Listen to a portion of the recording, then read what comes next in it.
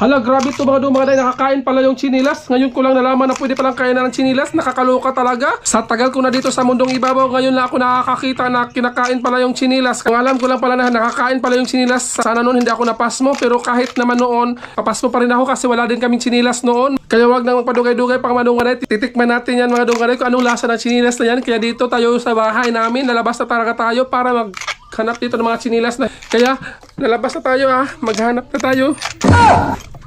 Yan grabe. Yung mga chinilas kasi dito mga dumaday, mga ganito kasi nakita ko chinilas hindi na, iba naman yung chinilas na yun. Dapat chinilas talaga yung forma, wala naman talaga chinilas dito. Kaya maglilibot tayo dito sa bahay kung meron ba talaga mga chinilas at makikita natin.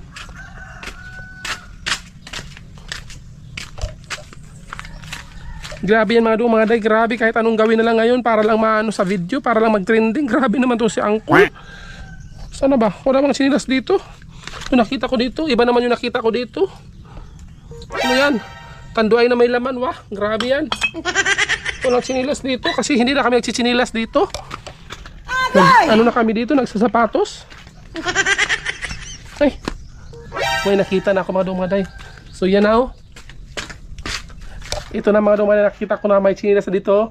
Tamang-tama, ganito itong forma ng chinilas na yun So, 1, 2, 3.